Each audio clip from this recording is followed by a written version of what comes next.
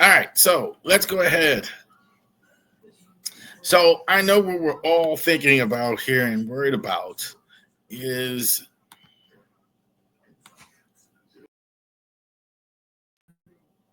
with the Baltimore Orioles. So this has been a rough week. I mean, they did win today, and we'll go over that a little bit. But before that, they lost 7 in a row. I did a stream on Saturday where Brandon Hyde was relieved of his duties as manager. And I don't often on this. I get to when I'm doing my baseball here. I watch a lot of baseball, a lot of stuff all the time, but I don't as much get to editorialize about the Orioles. Like the Orioles Report is basically at the end. It's kind of like a way I do similar to what I do with the Ravens games. Although there's one game, so I kind of go into the week. And the Orioles Report, I kind of summarize the games always in the news and right there at the end. But I don't often get to dive into like what is an editorial of what it is. So we're going to do that a little bit here tonight and find out exactly what's going on, what's wrong with a team that has so many high expectations and the fact that they're really falling short here as well. So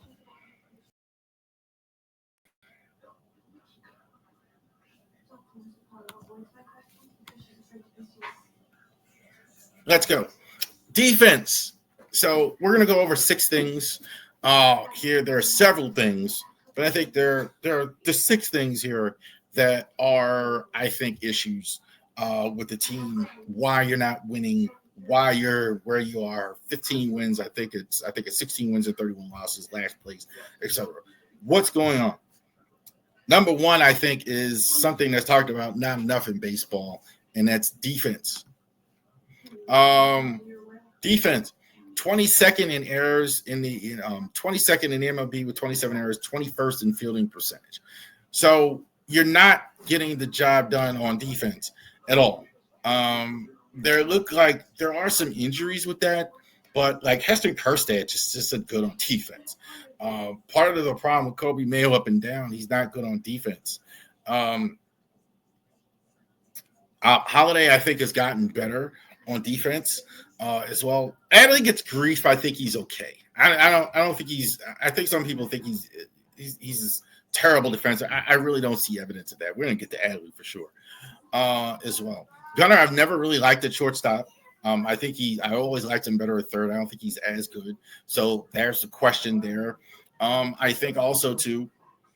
Third base has been a revolving door. You've had a lot of guys. You had Urias, you had Rivera. You've had a lot of guys there as well. Mullins is fantastic in center. Right field, you've had a lot of injuries, a lot of revolving door. And so you haven't fielded the ball well. You don't have the continuity. I see a lot of that type of stuff. Missing the cutoff man, a lot of simple mistakes on base, lots of getting errors. So defensively, I think is errors. We're listing this kind of least to greatest in terms of the problems the Orioles have. Second, timely hitting. I think that's a key. Offensively, you're not as good as a whole. I think so. You look at the stats here, 25th, and this was as of before the game today. I put this here before the game today. So 25th in total hits. This is in the entire MLB. 21st with runners in scoring position. Thought it was worse than that. The game that got Brandon Hyde fired that Friday, they left 15 runners on base. That's insane. Like you doubled the hit output of the team and you lose because you left all these runners on base. Lots of home runs solo when they're getting home runs. The home run totals I was thinking that was down to not great home run totals, but you're like about top half of the year. I think it's like 10th or something like that in the league. But you're not capitalizing when you need to capitalize. And you're not getting things when you need to get them. So that's an issue. So you're not getting as much hitting. Too many guys, and this is not just the Orioles problem, but too many guys at 210, 220, 230. Adley, 209, 250, not going to work. So you're not getting the hitting, and you're not getting, more importantly, timely hitting. So when you are having offensive output, you're getting it on days or you're getting blasted and all of those stuff. So the timely hitting isn't there as well. Number 3, I never thought I'd be saying this one, but Adley Rutschman development. Now, that was before the game. He actually was good today. He actually hit a 3-run homer today. So those are the stats. So he's actually got 5 home runs now, and I think he's got 11. I think it was a 3-run homer today, but he's still around 215. There's a couple things going on with Adley. I think he and like a lot of the Orioles, they're pressing. They're pressing. They are not.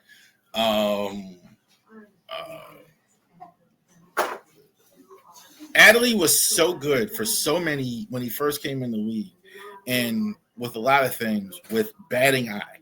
I was so impressed for a young player how he was very Bonds-like, very Boggs-like with his batting eye, with his patience at the plate, and everything like that. He was a guy that definitely had great patience and eye at the plate. Now it looks like he's swinging at a lot of garbage, right? He's swinging at a lot of garbage. His swing looks off.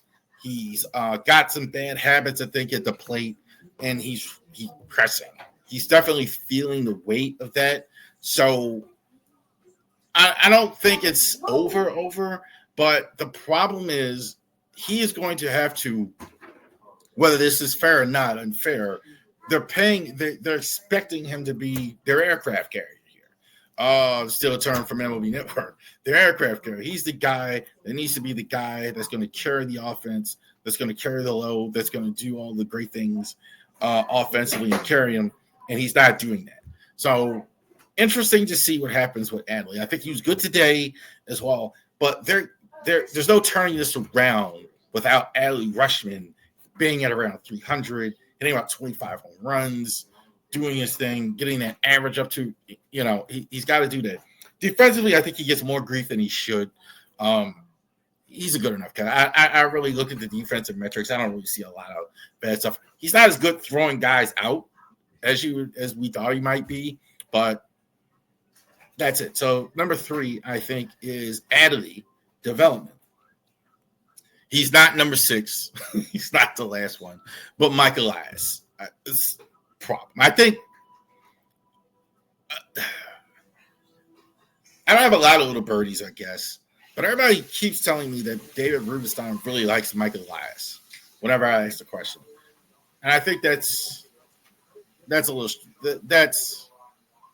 I don't see why he was so much separated from Brandon Hyde. Brandon Hyde was on this list, but Brandon Hyde obviously is not here anymore, so he's gone. Mike Elias, we're talking about him. I have a hard time getting a read on him.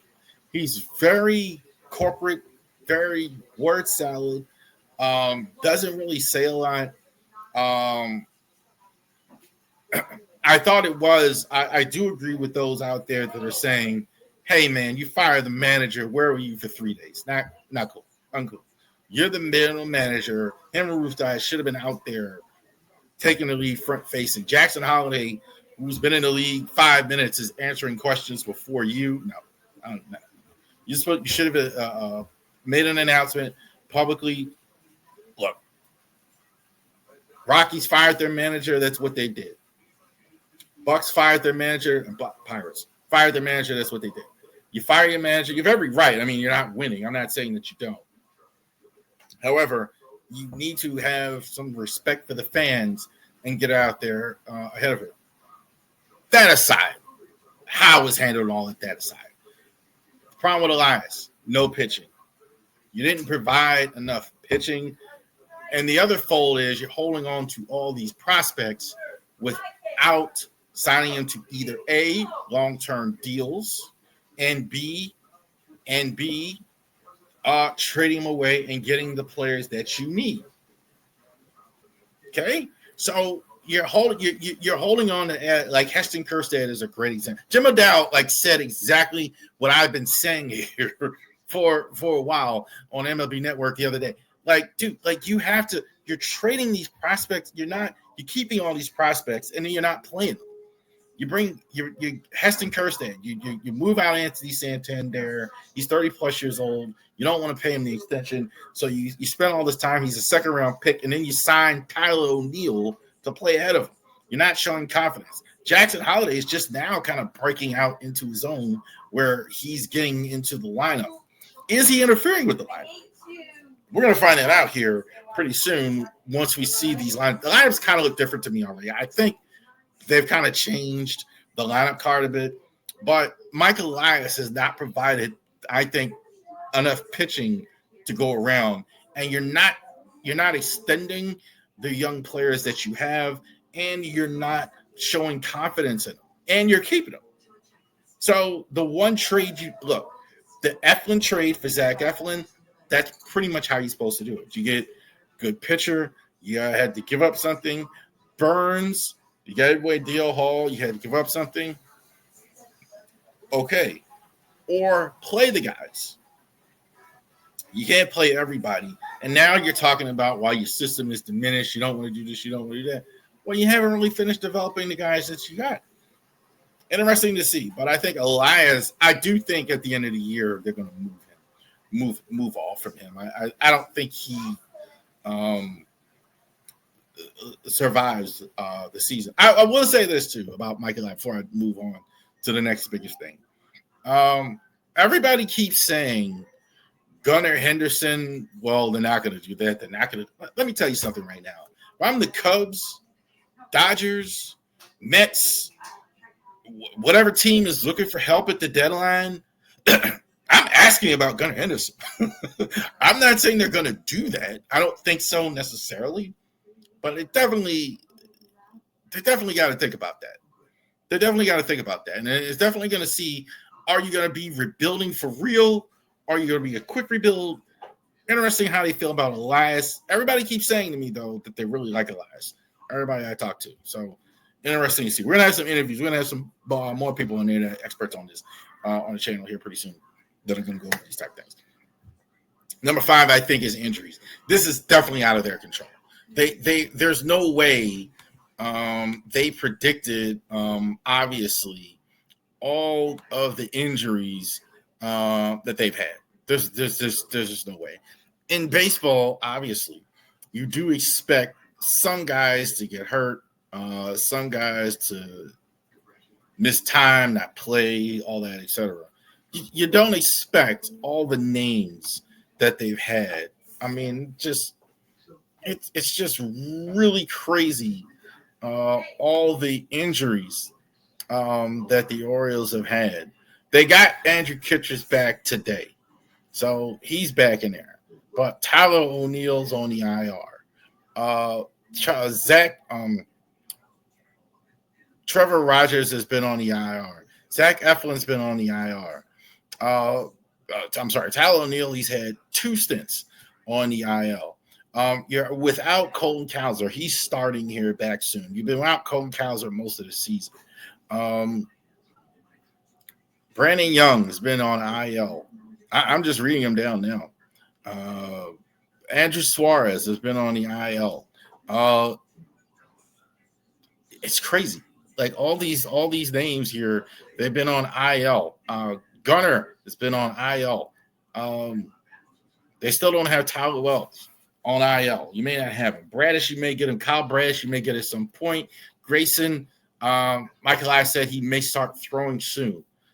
They just had a ridiculous amount of injuries. So that doesn't matter. As frustrated as we all are with the offense, the pitching, and all that stuff, etc., when you have that many injuries, that matters. That's a thing. That's not something that's made up or people are going past or whatever. The injuries are for real. And when you have that much loss there, I mean, you're losing half your outfield, you're losing 2/3. That's a lot. Your backup catcher, you haven't had Sanchez, a lot. So I think that's factoring in. As much as we don't like hearing that as fans, that's true. That's not the biggest problem. The obvious, to me, the number one biggest problem is the starting pitching or lack thereof. Look, you gambled. You traded a Hall away for Burns. Corbin Burns is an ace. They let him go in the offseason. So you're thinking you're going to have Grayson. Now you don't have him. And you went ahead, you spent 1-year deal on Charlie Morton, 1-year deal on Sagano. Sagano, I think, is probably in the best pitcher. He's definitely in the rookie league consideration. A complete train wreck for Charlie Morton, although I guess he's been better lately. Kyle Gibson, so you bring him in. he's already been released. Like the pitching is not working, not at all. The relief pitching I'm less on because you're chewing up your bullpen, as you used to say, with the starters. 2 games in a row with the Nash, your starter just knocked out in the first. I don't know what that was yesterday, where you got Keegan Aiken pitch. It's just a mess, total mess. And I don't see this part getting better. I see a lot of those other things fixable, manageable, but I don't see how you get much better. The only hope is that you get Grayson and Bradish back at some point. I don't know if you're going to have them at all. Certainly not in the first half here. We're almost in June now. So that's the biggest problem, I think, and going forward. And they did not, throughout the years, I've been talking about this the last couple of years, you didn't fill your team with enough starting pitching. You didn't do that. I didn't even realize that they had – Michael Elias hasn't even had pitchers from his drafting that are major leaguers. Like Grayson was Stan Duquette. No, you don't have pitching. You don't want to spend money on pitching. I understand why you're taking draft picks on outfielders because they hit more, right? But if you do that, then you need to say, hey, we're going to spend resources on pitching. We're going to go out. We're going to get a Blake Snell. We're going to go sign Corbin Burns. We're going to do those things. He's trying to do both. So those are all the issues with the Orioles that they have in terms of the long form. Just keep the faith. Keep the faith with the Orioles Report. So this is what happened this week in the report. That was before. We're going to do the whole league. And this is kind of what happened this week. Mentioned it, Chase McDermott last Thursday was optioned to AAA Norfolk, even though he came back. Kittredge was sent on a rehab assignment to Norfolk as well. So we're definitely there. So he's on his way back here. So just keep watching. And obviously the big news, we're not going to talk too much about this, but Orioles fired Brandon Hyde on Saturday. I did a whole video on that. Tony Mazzolito, interim manager. He was at third base. He is now taking over as manager of the Orioles, at least in the short term. He's 42 years old. We will see. Never been a major league manager. Been a minor league manager. Been a coach in the majors as well. Hayes spoke of Mike Elias. He said it's been a tremendous accomplishment. He deserves a ton of credit for forever. But we thank him, and we're going to miss him very much. But the Orioles, given the Orioles record this season, there was a decision that had to be made. So Hyde is out. I'm going to say it one more time. I was somewhat surprised. I thought he had some more currency, better relationship with the ownership as well. They certainly haven't been good this year, but it's over. So now we're looking for a new full-time manager. He is the interim manager. Dylan Carlson is recalled. Kyle Stroud and Cade Stroud was up from Norfolk. That happened this week. Tyler O'Neill back on the DL. Kyle Gibson was designated for assignment on Sunday.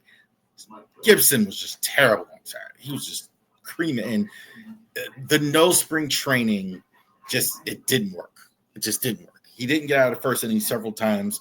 And I felt bad for Gibson because I know it's very possible it could have worked a little bit better for him had it been that had that extended spring, but he wasn't able to get it. No choice. We get it. No choice. No choice but to release Gibby. Masson announced today, and I've been pushing for this for years, that they are going to do Baltimore Orioles Nationals minor league affiliate games on Masson. So I'm for this. I hope we see more of this in the coming years. It's possible they could be losing the Nationals as early as next year, but you're going to be able to. I did look at. You're going to have some. I think next week, you're going to have a chance to watch the Norfolk Tides. You're going to have a chance to watch the Aberdeen Ironbirds once, the Fredericksburg Nationals, the Delmarva Shorebirds. So this is so elementary obvious. Show the guys before they get here. How cool would it have been to have seen Jackson Holiday over and over on the network before he actually makes his major league debut, or watch him in the majors and minors the next day as well. Baseball summer, by the way, is coming up. We're going to talk about the Tides and everything that's going on there, along with all of our minor league teams, Aberdeen, Frederick, Hagerstown, etc. We're going to go over that as well. Shameless plug. Colton Cowser went on a rehab assignment on High Aberdeen Thursday, Wednesday, according to Matt Reichert of the Baltimore Sun. Cowser's on his way back.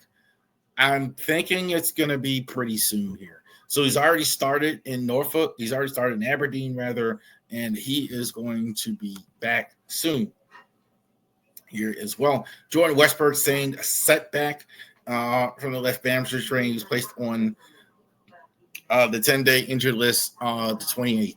I kind of sensed before that something was wrong with Westy because they were DHing him a lot. So there's no reason to keep DHing him as well, as much as they were. So had a bit of a setback. Hopefully as soon as we can to get a good hitter like Westberg back. Interim manager Tony Mazzolino, hopefully I start saying the name right. Ramon Laureano, left ankle injury is very mild and minor at the moment. The outfielder is expected back with action in the next few days. So he's really good. He's been really good this week. I've been really impressed with him. And he went out the game with the injury, minor. We know how many outfielders they have. He's went out. Who's been at the plate? I'm actually going to say Colano Perez.